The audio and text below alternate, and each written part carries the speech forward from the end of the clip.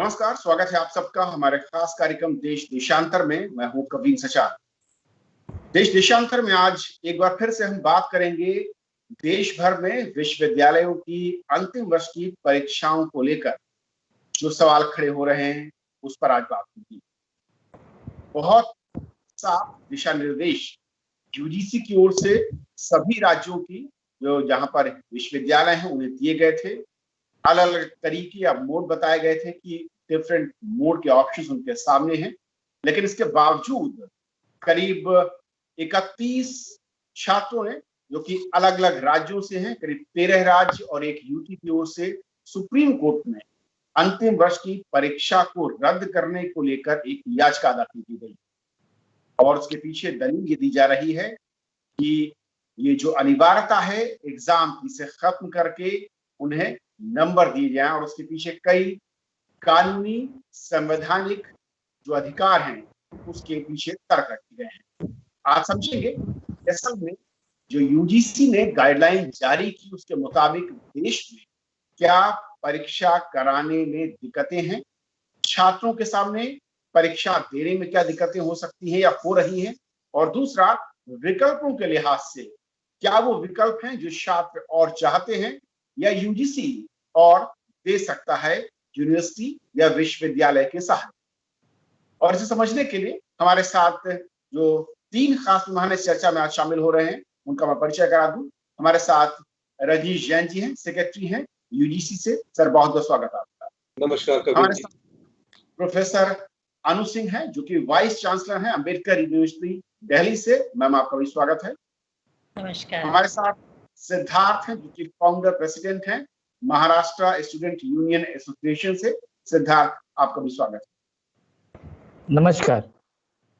शुरुआत में सिद्धार्थ आपसे करना चाहूंगा कि आखिर क्या वजह है कि यूजीसी की गाइडलाइंस और कई सारे ऑप्शंस देने के बावजूद छात्रों को ऐसा लगता है कि परीक्षा देना मुमकिन नहीं है, और महाराष्ट्र हो या तमिलनाडु हो या करीब 13 राज्यों में इस तरीके की दलीलें हैं कि वहां पर नामुमकिन सा है परीक्षा देना। ऐसा क्यों?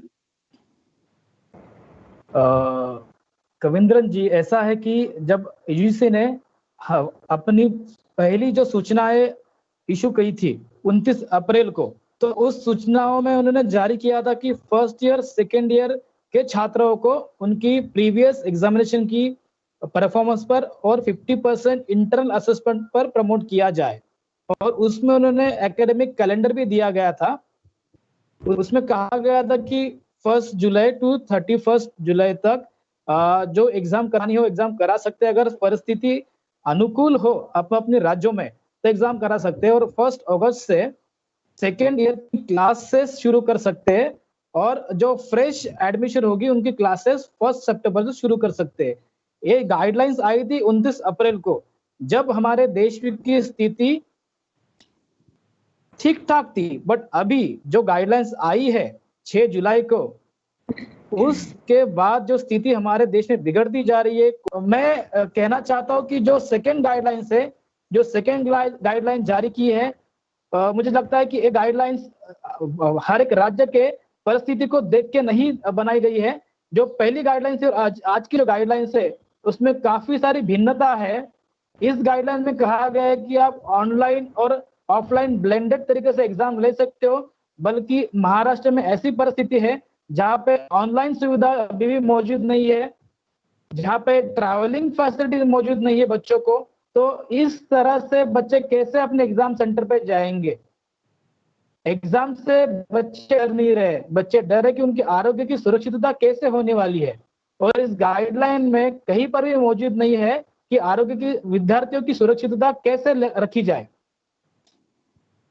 ओके, प्रोफेसर अनु मैम, जिस तरीके से हालात, मैं कहूँ क्योंकि हर महीने बदल रहे हैं, हम देख रहे हैं कोविड के हालात देश के अलग अलग राज्यों में, तस्वीर अलग अलग है, इसमें कोई दो राय नहीं है।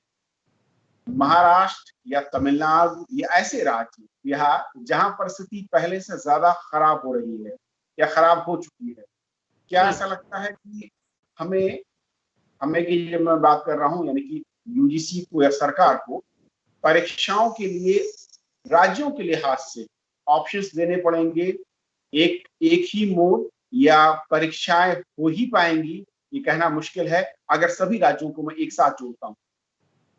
जी कबीर जी, इसमें एक्चुअल में इशू ये है कि जो फाइनल ईयर की परीक्षाएं हैं वो फर्स्ट ईयर और सेकेंड ईयर को के कंपैरिजन में ज़्यादा महत्व रखती हैं।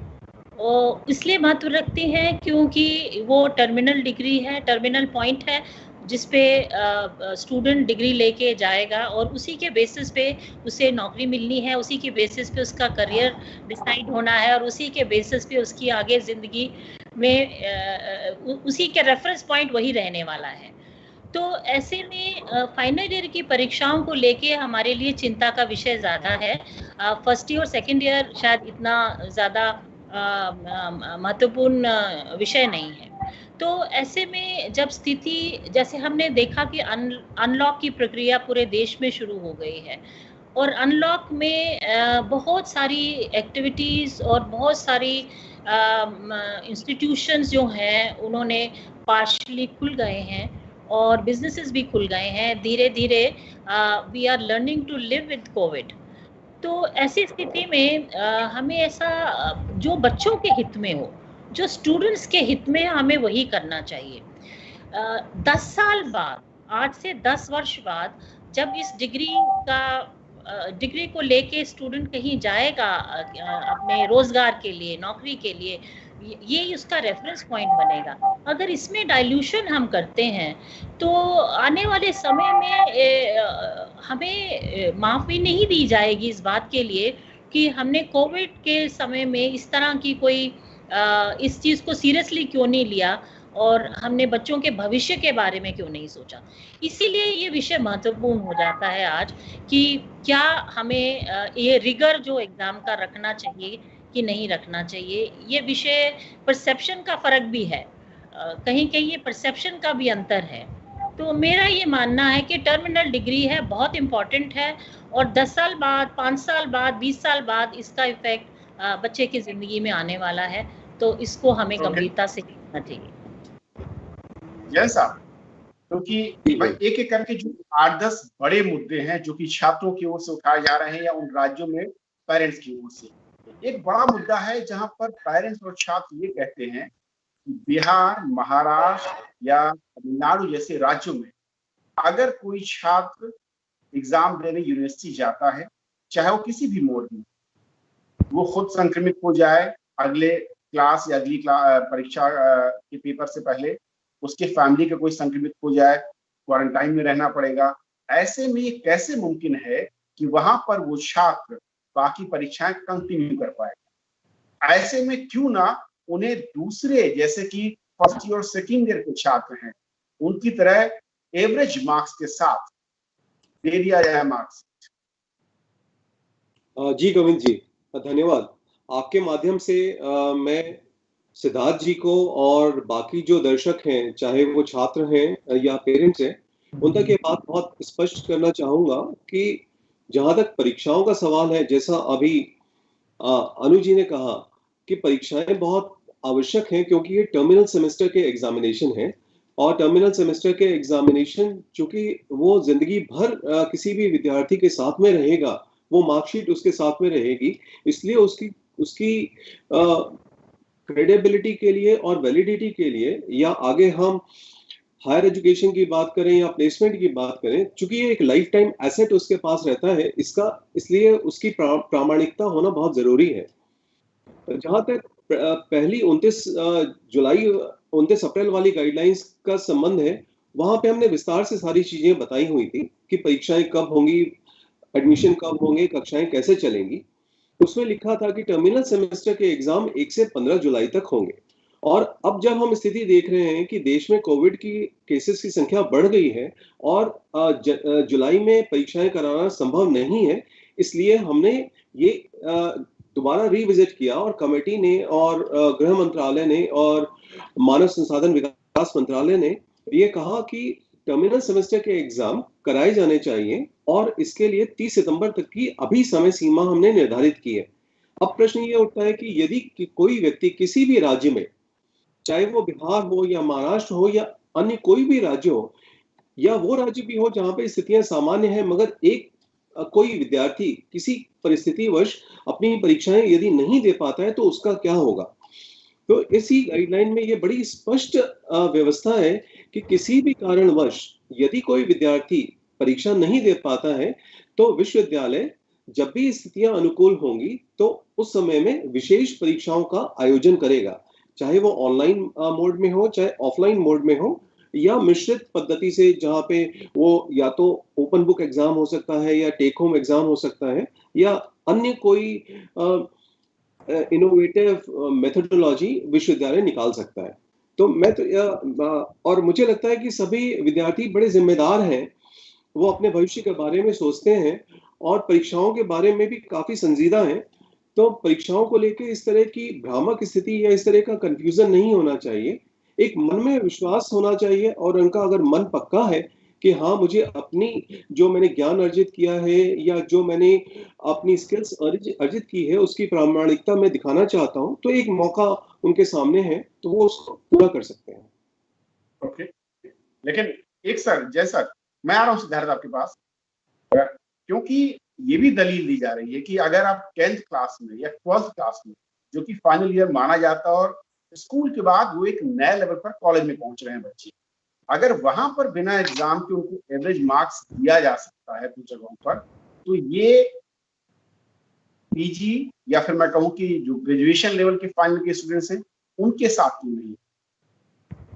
जहां तक 10th और 12th के मार्क्स का सवाल है, आप सभी लोग जानते हैं, सभी दर्शक भी जानते हैं कि इन मार्क्स के बेसिस पे उनको हायर क्लासेस में एडमिशन मिलते हैं। 10वीं के बेसिस के मार्क्स के बेसिस पे आपको 12वीं में परीक्षा में 12वीं की कक्षाओं में एडमिशन मिलेगा और 12वीं की कक्षाओं के बेसिस पे आपको ग्रेजुएट लेवल पे एडमिशन मिलेगा।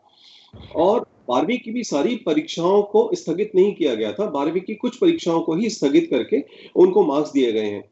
मगर ये जो टर्मिनल डिग्री होती है जिसे हम अंडर ग्रेजुएट या पोस्ट ग्रेजुएट लेवल पे मानते हैं, ये डिग्री सबसे ज्यादा महत्वपूर्ण इसलिए होती है क्योंकि जो आगे उनको नौकरी करनी है, क्योंकि जितनी भी सरकारी नौकरियां हैं या दूसरी हम प्राइवेट सेक्टर की नौकरियों की बात करें, वहां पे ग्रेजुएशन में आपके क्या मार्क्स रहे हैं या जिसने पोस्ट ग्रेजुएशन किया है उसके पोस्ट ग्रेजुएशन में क्या मार्क्स रहे हैं, उसके आधार पर ही नौकरी में उसकी जो एक पोजीशन होती है या मेरिट बनती है या उसको मौका दिया जाता है, वो निर्धारित करती है। और आगे हायर एजुकेशन में भी अगर वो पोस्ट ग्रेजुएशन करना चाहता है या पीएचडी करना चाहता है तो जो एडमिशन होता है उसमें क्राइटेरिया प्राथमिकता के तौर पे अंतिम वर्ष के मार्क्स को ही दिया जाता है। इसलिए अंतिम वर्ष के मार्क्स जो कि ग्रेजुएट लेवल के होते हैं या पोस्ट ग्रेजुएट लेवल के होते हैं, वो सबसे ज्यादा महत्वपूर्ण हो जाते हैं। सिद्धार्थ जी, मैं जो मैडम ने भी कहा और जैन साहब ने भी कहा, मैं इससे थोड़ा डिफर करना चाहूँगा और मैं दोहराना चाहूँगा फिर से। विद्यार्थी जो है पूरे देश के, वो परीक्षा से नहीं डर रहे हैं। विद्यार्थी पूरे विश्वास के साथ, पूरे जिम्मेदारी के साथ परीक्षा देना चाहते हैं। पर जो परिस्थितियां हमारे देश में अभी आज आ चुकी है, जो इफेक्ट जो हो चुका है कोरोना का, वो काफी ज्यादा इफेक्ट है। उस लेवल में जाके अगर सितंबर में हम एग्जाम कंडक्ट करेंगे तो उसका रिजल्ट आने के लिए 2 महीने जाएंगे। तो दिसंबर में अगर रिजल्ट आती है तो अगेन जो बच्चे फेल होते हैं वो रिवैल्यूएशन में जाएंगे। रिवैल्यूएशन में भी फेल होते हैं तो उनको एटीकेटी देना पड़ेगा। दैट मीन्स पूरा सर्कल चलेगा और 1 साल विद्यार्थियों का वेस्ट होगा। तो who will bear that 1 year? 1 साल वेस्ट होना मतलब उनका जो पीरियड है एजुकेशन का, जैसे 3 ईयर डिग्री होती है अंडर ग्रेजुएट, 2 ईयर पीजी होता है, तो कोर्स का ड्यूरेशन बढ़ सकता है 1 साल से। तो अगेन उनका जो अपॉर्चुनिटी एम्प्लॉयमेंट का है वो भी उनको डिले हो सकता है। और मैं अगेन याद दिलाना चाहूंगा कि सेक्शन 22 ऑफ यूजीसी जो right to confer degree university को देता है, यूनिवर्सिटी अपने लेवल पे डिग्री कन्फर कर सकती है। अगेन में इसके बावजूद भी जो स्टेट लेवल में पब्लिक यूनिवर्सिटी एक्ट होता है उसमें भी कहा गया है, जैसे हमारे यहाँ पे महाराष्ट्र में महाराष्ट्र पब्लिक यूनिवर्सिटी एक्ट है, उसमें सेक्शन 88, 89, 90 में कहा गया है कि अगर सिचुएशन बियॉन्ड कंट्रोल है तो यूनिवर्सिटी अपने लेवल पर एक रिपोर्ट बनाए और रिपोर्ट राज्य सरकार और जो चांसलर उनको प्रदान करे। कि 2009 में यूजीसी ने एकेडमिक और एडमिनिस्ट्रेटिव रिफॉर्म्स किए थे under former chairman mister Sukhdev Thorat, और उसमें हमने एग्जामिनेशन में इवैल्यूएशन पैटर्न में काफी सारे बदलाव किए थे, और हमने कंटिन्यूएशन इंटरनल इवैल्यूएशन ला लेते। तो integration of the evaluation pattern, जैसे सीबीसीएस से हमने जब 24 अप्रैल को 21 अप्रैल को यूजीसी को एक निवेदन दिया था, और उस निवेदन में कहा गया था कि वेरियस इवैल्यूएशन पैटर्न हमारे पास अवेलेबल है। 2014 के बाद भारत में सारे विद्यापीठों ने और महाराष्ट्र ने भी वो पैटर्न अडॉप्ट कर लिए थे। सीबीसीएस ग्रेडिंग पैटर्न से, जिसके 9 पॉइंट स्केल सिस्टम है जो ईच सेमेस्टर को इक्वल इंपॉर्टेंस प्रदान करता है, मैं फिर से दोहरा रहा हूँ, जो ईच सेमेस्टर को इक्वल इंपॉर्टेंस प्रदान करता है। जैसे जैन साहब ने कहा कि जो फाइनल सेमेस्टर फाइनल एग्जाम होती है उसकी वैल्यू ज्यादा होती है, पर यहाँ पर अभी सारे सेमेस्टर का कॉम्बिनेशन क्यूमुलेटिव मार्क्स ग्रहित किया जाता है फर्दर एजुकेशन के लिए। ओके, मैं इसका जवाब लेता हूं। Valid point. जी यस सर। दो चीजें, एक तो ये कि जो ऑप्शंस आपने दिए हैं वो इसलिए कि छात्रों को बेहतर विकल्प मिल पाए, और स्थितियां अगर अनुकूल नहीं तो दोबारा मौका मिले। लेकिन इसका साइड इफेक्ट ये भी हो सकता है, जिसका सिद्धांत जिक्र कर रहे हैं कि डिले हो जाता है, डिले और हो सकता है, और ये जो कि जुलाई तक मार्कशीट या एग्जाम फाइनल होने थे वो सितंबर, अक्टूबर या दिसंबर तक चल सकते हैं। कुछ राज्यों में जो खबरें आ रही है कि कहीं पर 8 दिन, कुछ शहरों में 10 दिन, कहीं पर 15 दिन के लॉकडाउन के अनाउंसमेंट हो रहे हैं। अगर ये बढ़ते हैं तो वहां पर डिले और ज्यादा होगा। इससे कहीं ना कहीं जो सिद्धार्थ कर रहे हैं वो वैलिड पॉइंट है कि सत्र का नुकसान, एक पूरे के पूरे सेमेस्टर का नुकसान क्या नहीं उठाना पड़ेगा, और जो फाइनल के छात्र हैं उनको नौकरी में अप्लाई करने या फॉरेन में कोर्सेज में अप्लाई करने के लिए उनका 1 साल बर्बाद नहीं होगा। जी गोविंद जी, जहां तक जो प्रश्न सिद्धार्थ जी ने उठाया है और जिसकी आप चर्चा कर रहे हैं कि सत्र में विलंब होगा या छात्रों का समय का नुकसान होगा, तो हमें इस बात को भी समझना होगा कि यह एक बहुत ही असाधारण और बहुत ही एबनॉर्मल तरह की स्थिति है, जो कि न केवल भारत में है बल्कि वैश्विक स्थिति है, जहां पे जो भी निर्णय लिए जा रहे हैं वो वस्तु परिस्थिति को देखने के बाद ही निर्णय लिए जा रहे हैं। अभी चूंकि परीक्षाएं करा पाना किसी भी जगह संभव नहीं है। विश्व में भी जहां पे परीक्षाएं कराई गई हैं वहां पे या तो ऑनलाइन मोड में कराई गई हैं या दूसरे मोड में उन्होंने असेसमेंट किया है, और काफी सारे विश्वविद्यालयों ने अभी भी परीक्षाएं नहीं कराई हैं। जहां तक सत्र के देर से शुरू होने का सवाल है, मान लीजिए यदि परीक्षाएं सितंबर में होती हैं, रिजल्ट अक्टूबर में आते हैं, एडमिशन नवंबर या दिसंबर में होते हैं, तो ये एक संभावना हो सकती है कि लगभग 6 महीने देरी से सत्र शुरू होगा। यदि ग्रेजुएशन के सत्र में स्टूडेंट्स एडमिशन लेंगे तो उनके पास में 3 साल का समय होता है, और आने वाले 3 साल में ये जो 6 महीने उनके इस साल हम किसी वजह से खो देंगे, उनको आगे आने वाले 3 साल में किसी तरीके से समायोजित किया जा सकता है।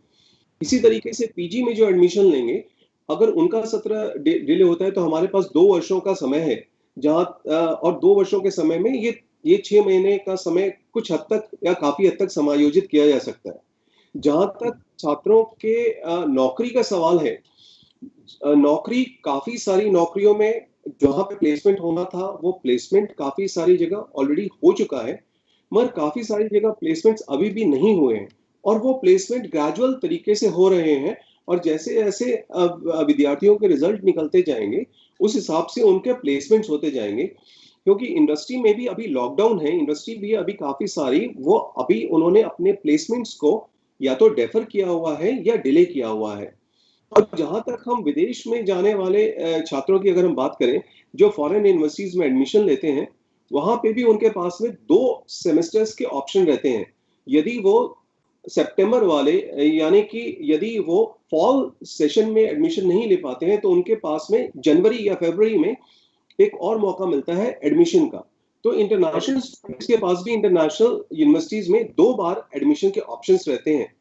क्योंकि ये असामान्य परिस्थितियां हैं, इसलिए कुछ निर्णय जो कि विशेष निर्णय होते हैं परिस्थितिवश, और वो निर्णय लिए जाते हैं, और ये सारी परिस्थितियों को ध्यान में रखते हुए लिए गए।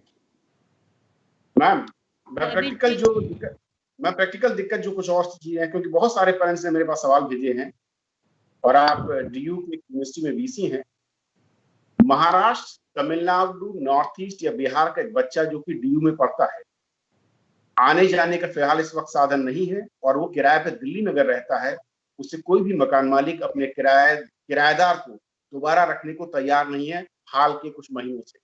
वो कैसे दिल्ली में आकर एग्जाम दे पाए? जी, जैसे रजनीश जी ने बताया कि यूजीसी ये इंसिस्ट नहीं कर रही है कि आप इन पर्सन स्टूडेंट्स को बुला के एग्ज़ाम करवाएं, फिजिकली प्रेजेंट हों बच्चे। हर तरह के ऑप्शन दिए गए हैं, ऑफलाइन का, ऑनलाइन का, ब्लेंडेड मोड का, कंटिन्यूस इवैल्यूएशन का। मैं अम्बेडकर यूनिवर्सिटी दिल्ली से हूँ, तो हमने अपने बड़े टाइम से अपना सत्र पूरा किया है और टाइमली हमने रिजल्ट निकाल दिया है और हमने टाइमली एडमिशन प्रोसेस शुरू कर लिया और टाइमली ही हम नेक्स्ट सेशन हम 4 अगस्त से शुरू करने जा रहे हैं। इसमें जो प्लानिंग रही हमारी यूनिवर्सिटी की, वो हमने बहुत ही स्ट्रैटेजिकली ये समझते हुए कि सिचुएशन खराब होगी, हम इसको फोर्सी कर ही रहे थे और हमने ऑनलाइन क्लासेस इस तरह से लगाई immediately, without failing, without wasting time. हमने इसको जैसे कहते हैं ना, स्ट्रैटेजिकली प्लानिंग करके सब कुछ कर लिया। अब यूजीसी ये नहीं कह रही है या यूनिवर्सिटी ये नहीं चाहती है कि स्टूडेंट्स इन पर्सन आए, फिजिकली यूनिवर्सिटीज़ में आए और एग्ज़ाम दें। बहुत सारे बच्चे ऐसे भी हैं जो थ्रू ऑनलाइन मोड क्लासेस नहीं अटेंड कर पाते हैं या एग्ज़ाम नहीं दे पाते हैं, तो उनको ऑप्शन दिया गया है कि जब स्थिति नॉर्मल हो जाएगी तो उस समय अगर वो ऑनलाइन देना चाहेंगे या ऑफलाइन देना चाहेंगे या ब्लेंडेड मोड में एग्जाम देना चाहेंगे या फिजिकली आके देना चाहेंगे, वो तब आके दे सकते हैं। तो ये बैंडविड्थ ऑफ फ्लेक्सिबिलिटी इतनी ज्यादा थी हमारे पास कि हमें ये सारे इश्यूज हम बड़े आराम से केटर कर सकते हैं। जी ओके, जय सर। लेकिन क्या जब एबनॉर्मल सिचुएशन हो, और जिसका जिक्र सिद्धार्थ ने किया, क्योंकि हमने कुछ वर्षों पहले ही इस मॉडल को अपनाया कि सेमेस्टर के लिहाज से हम एसेस करेंगे, किसी एक एग्जाम के सहारे हम एसेस नहीं करेंगे। अगर हम अलग अलग वर्षों में अलग अलग सेमेस्टर में उस बच्चे को एसेस करते रहे हैं, तो फिर सिर्फ और सिर्फ फाइनल एग्जाम की ही जरूरत क्यों है? क्यों बच्चों के पेरेंट्स ये कह रहे हैं कि हम अपने बच्चों को, अपने लाडलों को रिस्क में डालते हुए किसी शहर में, चाहे वो ऑफलाइन या ऑनलाइन का मोड हो, वहां पर भेजें? क्योंकि बहुत सारे देश के इलाके ऐसे हैं जहां पर अभी भी डिजिटल तकनीक की पहुंच नहीं है। ये मानना पड़ेगा, हम सब मानना पड़ेगा ये बात। यस जी जी कविन जी, जहां तक एग्जाम की बात है, मैं एक बार पुनः इस बात को कहना चाहूंगा, जो सीबीसीएस की बात आपने कही, जहां पे हर सेमेस्टर में एग्जाम कंटिन्यूअस असेसमेंट होता है। कंटिन्यूअस असेसमेंट में ज्यादातर विश्वविद्यालयों में इंटरनल इवैल्यूएशन का कंपोनेंट 20 से 30% रहता है। वहां पे हर सेमेस्टर में एंड सेमेस्टर एग्जामिनेशन होता है, जो कि लगभग 70 से 80% मार्क्स उसके होते हैं। प्रीवियस के सेमेस्टर्स के मार्क्स को अगर हम कंसीडर करें तो हम ये पाते हैं कि छात्रों ने अपना प्रदर्शन किया, मगर अभी भी उसका अंतिम सत्र बाकी है और काफी सारे छात्र इस उम्मीद में भी रहते हैं कि यदि वो किसी कारण से किसी भी सेमेस्टर में कहीं पीछे रह गए हैं तो अंतिम सेमेस्टर उनके पास में ये एक आखिरी मौका है जहां पे वो अपना अच्छा प्रदर्शन करके बेहतर मार्क्स स्कोर कर सकते हैं। न केवल ये, बल्कि अंतिम सत्र की परीक्षाओं को कराने के बाद में एक पूरा परिदृश्य हमारे सामने आता है कि उसका ओवरऑल असेसमेंट कितना रहा है, जो कि हमारे पास में प्रीवियस सेमेस्टर के मार्क्स के बेसिस का अगर हम एवरेज लेंगे तो वो हमारे सामने वो ठीक तरीके से प्रस्तुत नहीं हो पाएगा। और मैंने पहले भी कहा है कि ज्यादातर विश्वविद्यालय अंतिम सत्र के मार्क्स को काफी ज्यादा इंपॉर्टेंस देते हैं, वेटेज देते हैं, इसलिए भी अंतिम वर्ष के मार्क्स का होना काफी आवश्यक हो जाता है। और जैसा अनु मैडम ने पहले भी कहा कि यदि हम आज से 10 साल बाद की कल्पना करें और 10 वर्ष बाद में जब हमारे पास में डिग्री होगी और वो इस तरीके से डिग्री होगी कि आपके फाइनल सेमेस्टर में बच्चों को प्रमोट किया गया था और उस प्रमोशन के दौरान आपकी एक कोविड वाली डिग्री आपके हाथ में है, जहां पे प्रमोटेड स्टूडेंट की डिग्री है, तो उस केस में शायद हम उसको जस्टिफाई नहीं कर पाएंगे और हम ही को क्वेश्चन किया जाएगा कि आपने इस तरह का निर्णय क्यों लिया। ओके, सिद्धार्थ, क्योंकि वक्त खत्म हो रहा है, मैं चाहूंगा लास्ट में आपसे एक रिएक्शन कि तमाम विकल्प, आप लोगों की चिंताएं, स्टूडेंट्स की, पेरेंट्स की चिंताएं, रास्ता हो क्या सकता है अगर एग्जाम देना ही है? क्या रास्ता और बेहतर ऑप्शंस आप लोग चाहते हैं? जी, धन्यवाद जी कविन जी। हमने पहले भी 24 अप्रैल को हमने खत लिखा था, निवेदन लिखा था, उसमें ऑप्शंस दिए थे और ऑप्शंस यूजीसी के सारे एक्ट, रिफॉर्मेशंस, उनके जितने भी सर्कुलर्स है उनको मद्देनजर उनको स्टडी करने के बाद ही दिए थे। जैसे मैं कह चुका हूँ कि हमारे पास बहुत सारे इवैल्यूएशंस के पैटर्न अवेलेबल है जो यूजीसी ने क्रिएट कर चुके हैं पहले। जैसे क्यूमुलेटिव ग्रेडिंग पॉइंट इंडेक्स, जो हर बच्चे को एक एक ग्रेड मिलता है और एंड में उसका ग्रेड ऐड हो जाता है, तो ग्रेडिंग भी हम कर सकते हैं। अभी हम 29 अप्रैल की गाइडलाइन देखेंगे, अगर हम 6 जुलाई की गाइडलाइन देखेंगे कि वहां पर यूनिवर्सिटी ने पूछा है कि असेसमेंट यूनिवर्सिटी ने करना चाहिए, यूनिवर्सिटी ने प्रिपेयरनेस प्लान भी होना चाहिए, बच्चों को रेसिडेंशियल जोन का ज्ञान भी होना चाहिए। तो ऑफलाइन एग्जाम्स तो यहाँ पे हो नहीं सकते, जो परिस्थितियां आप अपने राज्यों में है। जो बच्चे ऑनलाइन की जो अपेक्षा कर रहे हैं, तो ऐसे भी कुछ सारे रिमोट विलेजेस है, उसमें वहां पर ऑनलाइन सुविधा भी नहीं जा रही है। तो हम चाहते हैं कि यूजीसी और मिनिस्ट्री ऑफ होम अफेयर्स और एमएचआरडी रिविजिट करे और अपने सारे इवैल्यूएशंस के जो पैटर्न है उसको अगेन एक बार देखे और विद्यार्थियों के हित में निर्णय दे। और मैं बताना चाहूंगा, जैसे मैडम ने भी कहा और सर ने भी कहा कि जो बच्चे 8 साल के बाद अपनी डिग्री को देखेंगे, एक कोविड डिग्री है, तो मैं डिफर कर सकता हूँ, because first year second year विद्यार्थियों को प्रमोट किया गया है ताकि उनके भी सेमेस्टर उतनी ही इंपॉर्टेंट जितनी फाइनल सेमेस्टर इंपॉर्टेंट होती है।